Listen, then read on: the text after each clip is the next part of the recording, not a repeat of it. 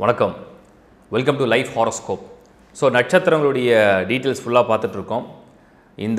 இந்த வீடியோ நீங்கள் பார்க்குறவங்களுக்கு மெயினாக என்னுடைய கோரிக்கை என்ன அப்படின்னா, இந்த நட்சத்திரங்கள் அப்படிங்கிறது அதோடைய பலன்கள் அப்படிங்கிறது வாழ்க்கை முழுக்க ஒவ்வொரு ஏஜ்லேயும் எந்த திசை நடக்கும், அது உங்கள் சுய ஜாதகத்தோடு கனெக்ட் பண்ணி தான் வரும். நான் அவுட்லைனாக ஒரு ஜென்ரல் ப்ரிடிக்ஷனாக ஒரு ரிசர்ச்சில் கொடுக்குறேன். ஸோ பொதுவாக அந்த நட்சத்திரத்தில் பிறந்தவங்களுடைய குணம், அவங்களுடைய வாழ்க்கை தடம் எதை நோக்கி போகும், எதெல்லாம் அவங்களுக்கு ப்ளஸ் மைனஸ், எந்தெந்த வயதில் திசை மாறுது, அது என்ன பலன்களை கொடுக்க போது ஒரு பொது கருத்தாக கொடுத்துருக்கேன். அது உங்கள் சுய ஜாதகத்தோட பொருத்தி தான் நீங்கள் பார்க்கணும். உங்கள் ஹாரோஸ்கோப்பில் அந்த பர்டிகுலராக அந்த நட்சத்திரம், உங்களுடைய ராசி, உங்களுடைய லக்னத்துடைய அதிபதி ப்ளஸ் என்ன திசை, உங்கள் ஜாதகத்துடைய ப்ளஸ் மைனஸ், தோஷம் இருக்கா, தோஷம் இல்லையா, யோகம் இருக்கா, எந்த அளவுக்கு ஸ்கோர் பண்ணியிருக்கு, இதெல்லாம் நீங்கள் கம்பேர் பண்ணி தான் இதை அக்செப்ட் பண்ணணும், புரிஞ்சுக்கணும். அது லேர்ன் ஆஸ்ட்ரேலியா நான் கொடுத்துருக்கேன். ஒருவேளை டீட்டெயில் ஹாரோஸ்கோப் இல்லை, ஏன்னா எந்தெந்த வருஷத்தில் திசை மாறுது, ப்ளஸ் எப்போ எந்த உங்கள் ஹாரோஸ்கோப்லேயே என்னென்ன நட்சத்திர பாதங்களில் என்னென்ன கோள்கள் இருக்குது, எப்படி பார்வை பரிவர்த்தனை பண்ணியிருக்கு, இதெல்லாம் பார்க்கணுன்னா ஒரு டீட்டெயில் ஹாரோஸ்கோப் இருக்கணும். ஸோ உங்களுக்கு அப்படி இல்லைன்னு நினச்சிங்கன்னா lifehoroscope.in அப்படிங்கிற சைட்டில் போய்ட்டு முதல்ல ஒரு டீட்டெயில் ஹாரோஸ்கோப்பை எடுத்துகிட்டு கம்பேர் பண்ணி பாருங்கள். உங்களுக்கு நல்லாவே கிளியராக புரியும். பார்ப்போம் டீட்டெயிலாக. இப்போ நட்சத்திரங்களுடைய வரிசையை பார்ப்போம். உத்திரட்டாதி. ஸோ நட்சத்திரங்களுடைய வரிசையில் இதை உத்திரபாத்ரான்னு சொல்லுவாங்க. உத்திரட்டாதி மீனம் ராசியில் உத்திரட்டாதி நட்சத்திரம் இருக்கும். உத்திரட்டாதி நட்சத்திரம் உடையம் நட்சத்திரம் கிடையாது. 1வது பாதம், 2, 3, 4 பாதங்களும் ஒரே ராசியில் தான் இருக்கும். மீனம் காலச்சக்கரத்துக்கு கடைசி ராசி மீனம். இதை நம்ம என்ன சொல்கிறோன்னா, ஆன்மீகம், மத சேவை, மக்கள் சேவை, இது மோட்சம், துறவரம், இதை மாதிரி சம்மந்தப்பட்ட ராசி தான் மீனம். அதில் இந்த உத்திரட்டாதி நட்சத்திரம் அப்படிங்கிறது வருது. அதாவது புரட்டாதி, உத்திரட்டாதி, ரேவதி. ஸோ உத்திரட்டாதி அப்படிங்கிறது சனியுடைய நட்சத்திரம். 4 பாதங்கள் இருக்குது, ஒரே ராசியில் இருக்குது. சனியுடைய நட்சத்திரத்தில் ஜனனம் எடுக்கிறீங்க. மீனம் அப்படிங்கிற ராசியில் ஜனனம் எடுக்கிறீங்க. சனியுடைய நட்சத்திரம் மீனத்துடைய ராசிக்குள்ளே இருக்குது. ராசிக்கு அதிபதி குரு, ஒரு பக்கம் சனி, இன்னொரு பக்கம் குரு. ஆனால் அந்த ராசி காலச்சக்கரத்துக்கு 12 மோட்சஸ்தானம்.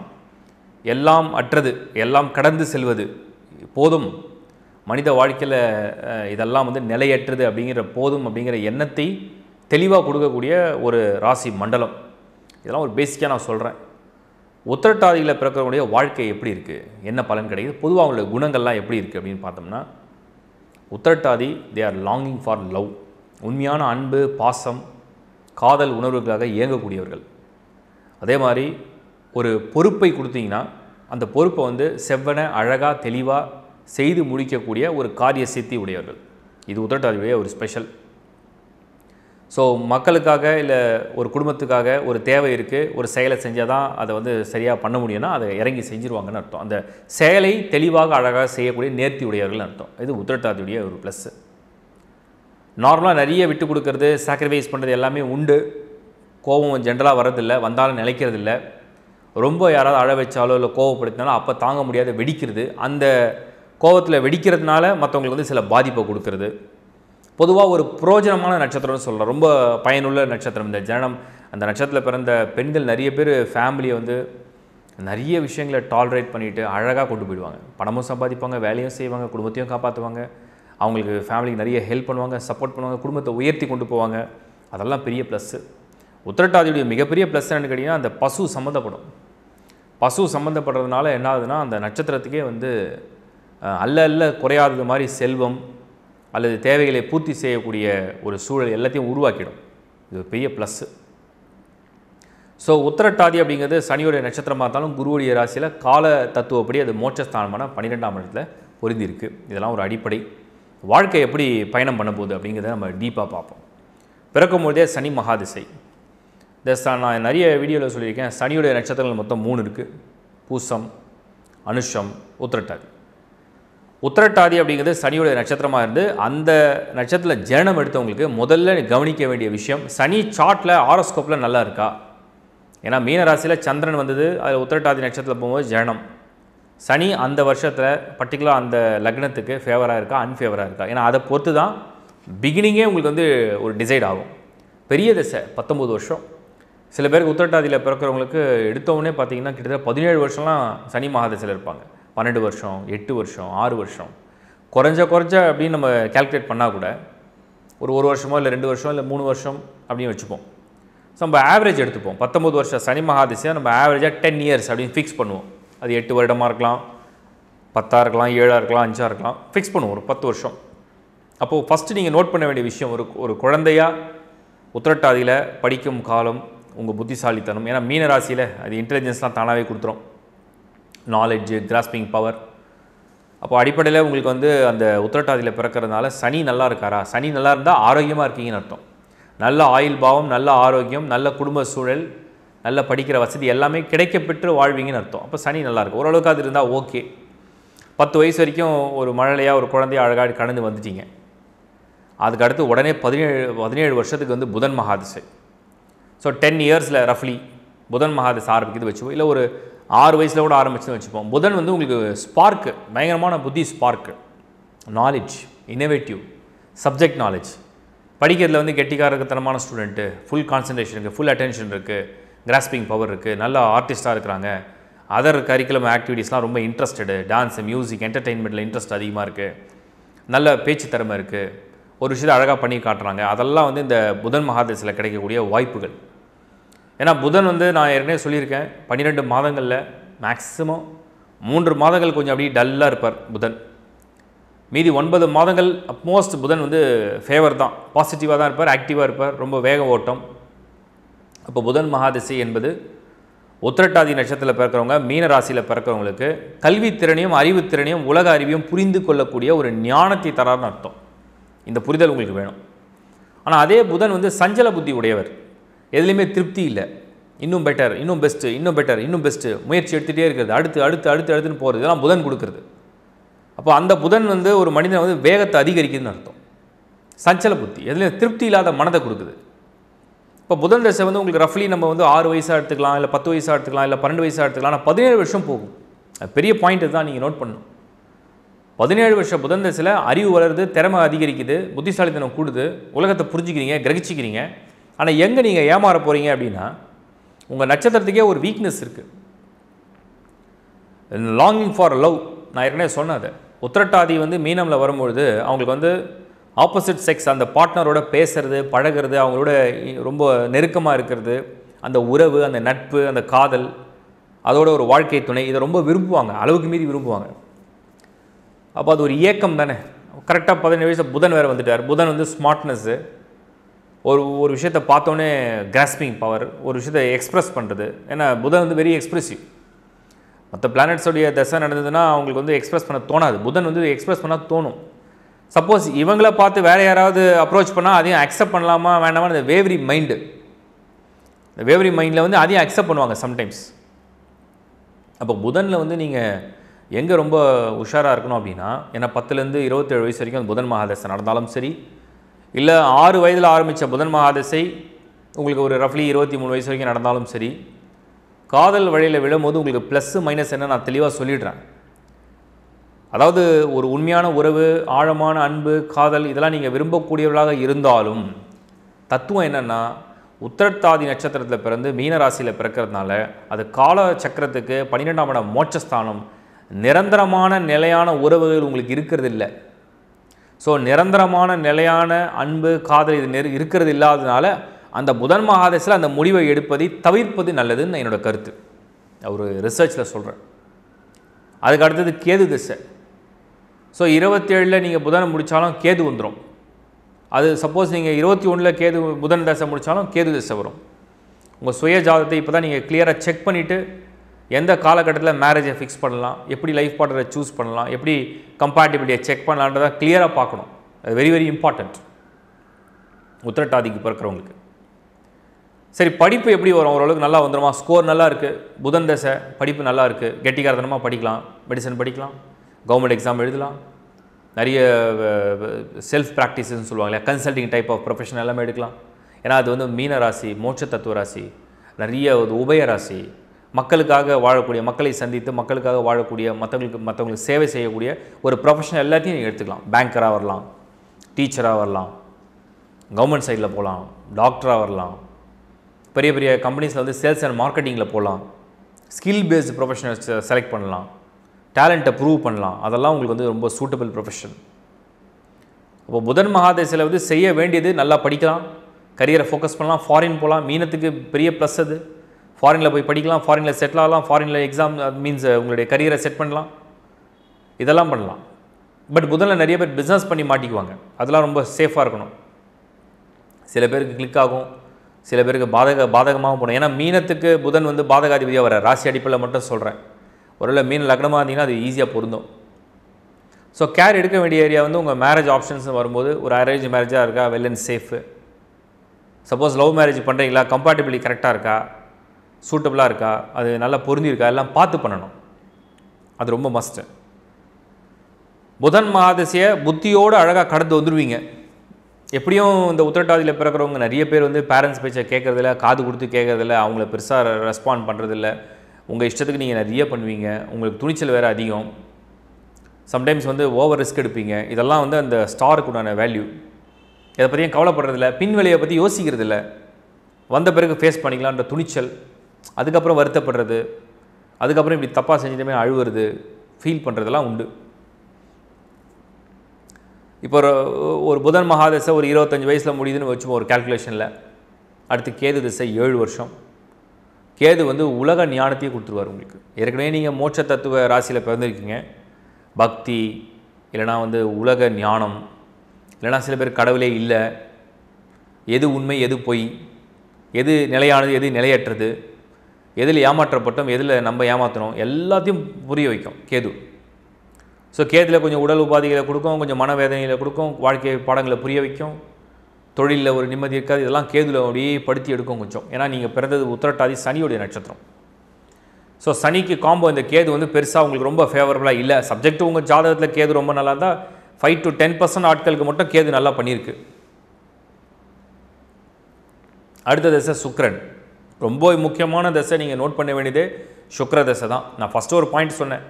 உத்திரட்டாதியில் பார்த்தீங்கன்னா சனி நல்லா இருக்காருன்னா விதியை நிர்ணயிக்கிறது அவர் தான். ஜனனம் எடுத்த நட்சத்திரத்துக்கு அதிபன் உங்கள் விதியை நிர்ணயிப்பார். அந்த விதி கிரகம் நல்லா இருக்கணும் சனி. அதுக்கு அடுத்தது ஒரு கிரகம் நல்லா இருக்கணும்னு பார்த்தீங்கன்னா அது வந்து உங்களுக்கு சுக்கிரன் தான். முக்கியமான லைஃப்பை வந்து ஒரு டேர்னிங் பாயிண்ட்டாக மாற்றக்கூடிய ஒரு சுக்கிரன். இன்னொன்று உத்திரட்டாதியில் பிறந்தீங்கன்னா உங்களுக்கு சுக்கிர தசை வந்து 30ஸ்லேயே வந்துடும். 30 வயசில் வரலாம், 32 வரலாம், 33 வரலாம், இன்னும் ஏர்லியாக கூட வரலாம், 28 கூட சில பேருக்கு வந்துடும் சுக்கிர தசை. சுக்கிர தசை கரெக்டாக அமைஞ்சதுன்னா லைஃப்பில் பொருள் செல்வம் வாரி வழங்கிடும். ஏன்னா உத்திரட்டாதிக்கு வந்து உங்களுக்கு அந்த செல்வம் என்ன சொல்லுவாங்க, கொழிக்கும் நட்சத்திரம்னு சொல்கிறோம். நிறைய பணம் வரும், செல்வம் வரும். சில பேர் பணத்தை விட்டுடுவாங்க, சில பேர் பணத்தை அடைவாங்க, சில பேர் தொழில் பண்ணி நஷ்டமடைவாங்க, சில பேர் தொழில் பண்ணி பெரிய ஆள் ஆகிடுவாங்க. ரெண்டுமே உண்டு. சுக்கிரனை பேஸ் பண்ணி தான்.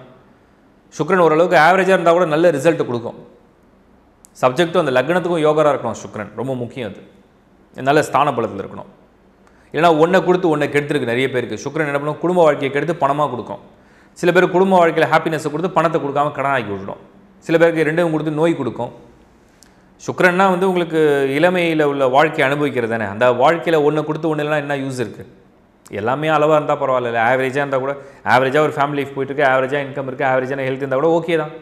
பட் ஒன்று ரொம்ப ஹையாக கொடுத்து ஒன்று ரொம்ப லோவாக கொடுத்ததுன்னா இம்பேலன்ஸாக இருக்குது பாருங்கள். அது சுக்கிரன் கொடுக்குற ஒரு இம்பேலன்சஸ். அதை கரெக்டாக வெரிஃபை பண்ணிக்கணும். ஏன்னா உத்திரட்டாதியில் பார்த்தீங்கன்னா சுக்கிரதசை பேசினா தான் உண்டு.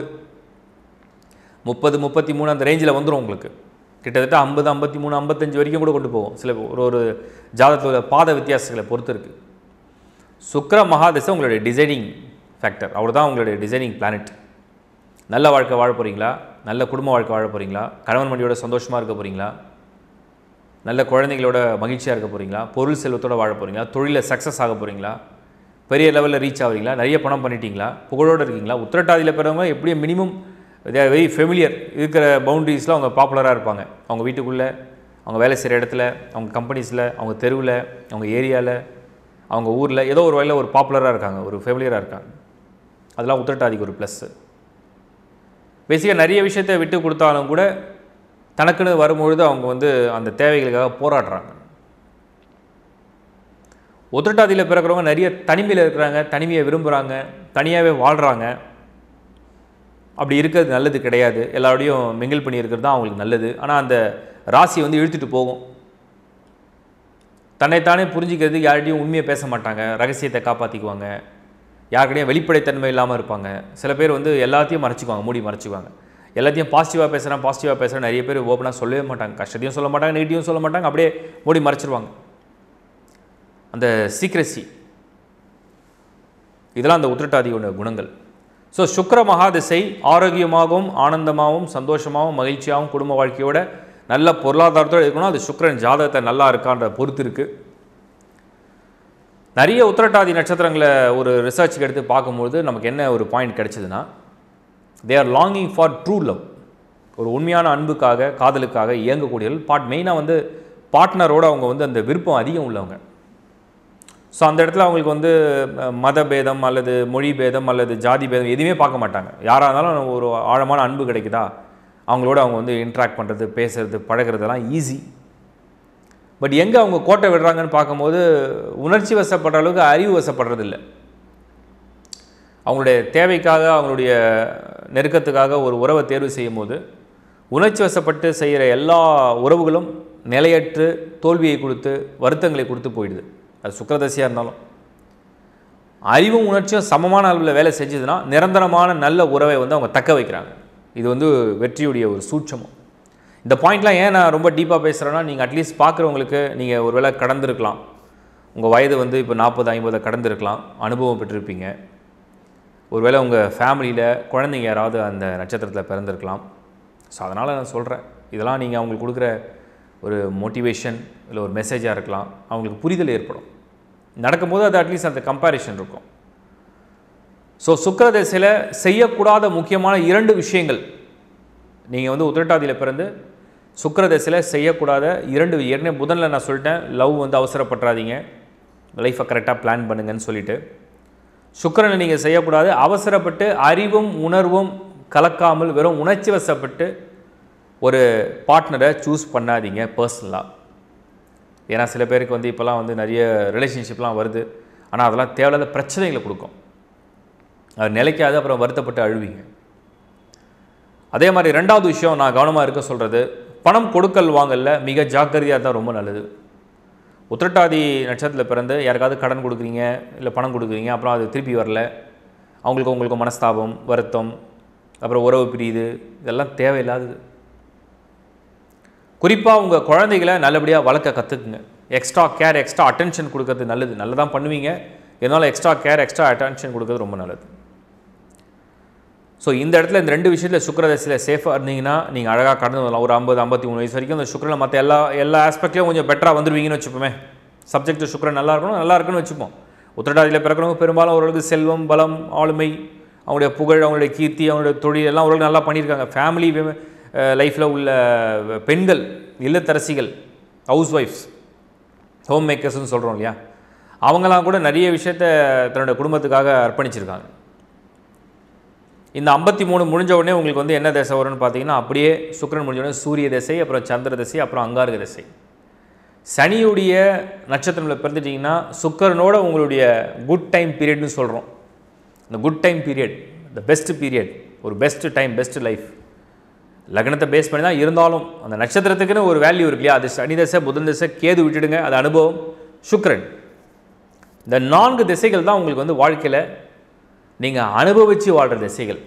உங்களுடைய விருப்பம், உங்களுடைய ஆசை, உங்களுடைய எண்ணம், இதுக்கப்புறம் வர திசைகள் எல்லாமே உங்களுக்கு வந்து வாழ்க்கையை நீங்கள் வந்து மோட்சத்துக்கு நோக்கி போகக்கூடிய பயணத்துக்குண்டான திசைகளாக அமைஞ்சிடும். சூரியன், சந்திரன், அங்காரகன், அப்புறம் ராகு.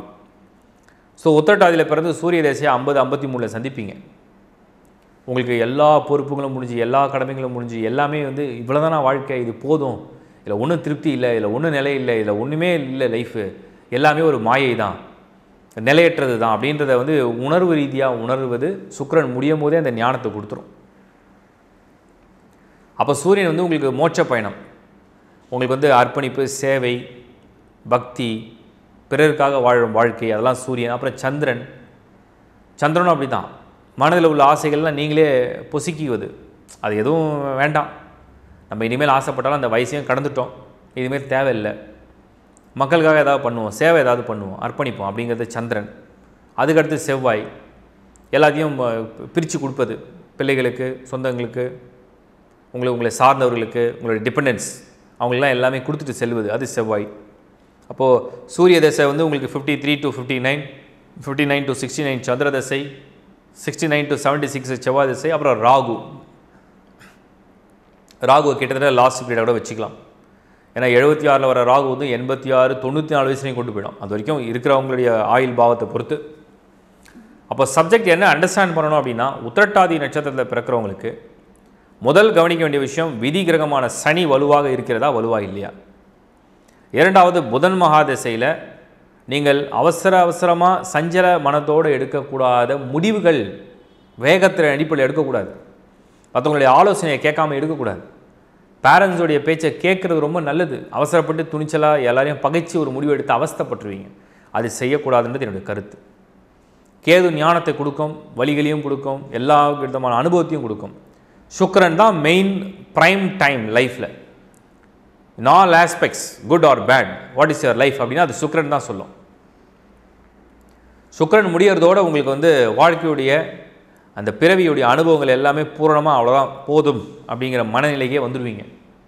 சூரிய சந்திர அங்காரக ராகு திசைகள் பின்னாடி வரக்கூடியது எல்லாம் 50+. அது உங்கள் ஆரோக்கியம் நல்லா இருந்தால் போதும், உங்களுக்கு தேவையான பொருள் இருந்தால் போதும். எப்படியும் எல்லாத்தையும் எல்லாருக்கும் கொடுக்க தான் போகிறீங்க, எல்லா கடமையும் முடிக்க தான் போகிறீங்க, எல்லாம் செட்டில் பண்ண தான் போகிறீங்க. ஸோ அந்த தேவைக்கு உங்களுக்கு என்ன தேவையோ அதை வச்சுக்கலாம். மீனம் அப்படிங்கிற ராசியை பொறுத்த வரைக்கும் அது வந்து மோட்சஸ்தானம். நிறைய பேர் மத ஈடுபாடு, மத சேவைகள், பக்தி, ஆன்மீக சேவைகள், மக்கள் சேவைகள், மற்றவங்களுக்கு வந்து ஒரு வழிகாட்டுதல், இதெல்லாம் செய்யக்கூடிய ஒரு செயல் தான். ஸோ இதை புரிஞ்சுக்கிட்டு அந்த உத்திரட்டாதி நட்சத்திரத்துடைய அந்த வயதை வந்து நான் பிரித்து கொடுத்துருக்கேன். உங்கள் சுயஜாதத்தை செக் பண்ணும்போது எந்தெந்த ஏஜில் எந்த தசை வருதுன்னு க்ளீனாக ஐடென்டிஃபை பண்ணலாம். அதை பொறுத்து உங்கள் வாழ்க்கையை நீங்கள் டிசைட் பண்ணுங்கள்.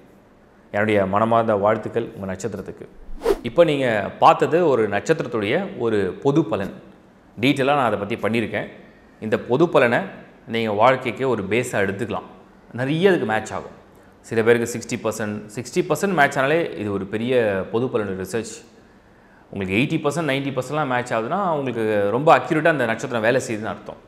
ஏன்னா ஒரு மனிதனுக்கு தன்னுடைய ஜனன நட்சத்திரம், ஜனன லக்னம், லக்னத்துடைய நட்சத்திரம், அதாவது ஜனன லக்னம், லக்னாதிபதி ப்ளஸ் ராசியாதிபதி, அவங்களுடைய யோக கிரகங்கள், திசைகள் எல்லாம் பொறுத்து தான் பலன் வாழ்க்கையில். இப்போ நான் கொடுக்குறது வெறும் உங்கள் ஸ்டார் ப்ரிடிக்ஷன் மட்டும் தான் கொடுக்குறேன். அதை பேஸ் பண்ணி உங்களுக்கு எவ்வளோ தூரம் பொருந்திருக்குன்னு பாருங்கள். அண்ட் உங்கள் பர்த் சார்ட்டை நீங்கள் கம்பேர் பண்ணிக்கோங்க. ஸோ அது ரீடிங் வேணும்னு நினைக்கிறவங்களுக்கு லேர்ன் ஆஸ்ட்ரோ அப்படிங்கிற டைட்டிலில் கிட்டத்தட்ட 50 லெவல் நான் பண்ணியிருக்கேன். அதை நீங்கள் பார்க்க உங்களுக்கு நாலேஜ் கெயின் ஆகிடும். எப்படி புரிஞ்சிக்கணும், முதல்ல அஸ்ட்ராலஜினா என்னென்ன புரிஞ்சிக்கிறதுக்காக நான் நாலேஜ் கொடுத்துருக்கேன். அதே நீங்கள் அப்சர்வ் பண்ணிக்கலாம். அண்ட் ஒரு டீட்டெயில் ஹாரோஸ்கோப் வேணும்னு நினைக்கிறவங்க lifehoroscope.in போய் நீங்கள் அந்த சைட்லேயே அப்ளை பண்ணி எடுத்துக்கலாம். And one more thing, life horoscope வந்து நீங்கள் கூகுள் ஆப்பில் போனீங்கன்னா ப்ளே ஸ்டோர்லேயும் இருக்குது, டவுன்லோட் பண்ணிக்கலாம். நிறைய உங்கள் நண்பர்களுக்கு ஷேர் பண்ணுங்கள். ஏதாவது வகையில் இந்த நட்சத்திரத்துடைய ப்ரிடிக்ஷனில் நான் வந்து எஜுகேஷனை பற்றி சொல்லியிருக்கேன், ஹெல்த் பற்றி, மேரேஜ் பற்றி, கரியரை பற்றி. ஸோ அவங்க ஒருவேளை அந்த நட்சத்திரத்தில் பிறந்திருந்தால் உங்களுடைய உறவுகள் அல்லது நண்பர்கள் ரொம்ப யூஸ்ஃபுல்லாக இருக்கும். அவங்களுக்கு எங்கேயாவது ஒரு பாயிண்ட் அவங்களுக்கு வந்து ஒரு சப்போர்ட் பண்ணலாம், இல்லைனா ஒரு மோட்டிவேஷனை கொடுக்கலாம், இல்லை அவங்க ஒரு தடுமாற்றமான சூழ்நிலை இருக்கும்போது இந்த திசையில் தான் இப்படி இருக்குது அப்படிங்கிறத புரிஞ்சிக்கலாம். அது மாற்றத்தை ஏற்படுத்துங்கிறதையும் நான் சொல்லியிருக்கேன். ஸோ அதனால் நிறைய ஷேர் பண்ணுங்கள். சப்ஸ்கிரைப் பண்ணாதவங்க சப்ஸ்கிரைப் பண்ணுங்கள். இன்ஸ்டா அலர்ட் உங்களுக்கு வரும், ப்ளஸ் நோட்டிஃபிகேஷன்ஸ். இதை தவிர நிறைய ப்ரோக்ராம்ஸ் தொடர்ந்து we are planning to do. அது எல்லாமே உங்களுக்கு ரொம்ப பயனுள்ளதாக இருக்கும். சப்ஸ்கிரைப் பண்ணிங்க. தேங்க்யூ. தேங்க்ஸ் ஃபார் வாட்சிங் லைஃப் ஹாரோஸ்கோப். வணக்கம்.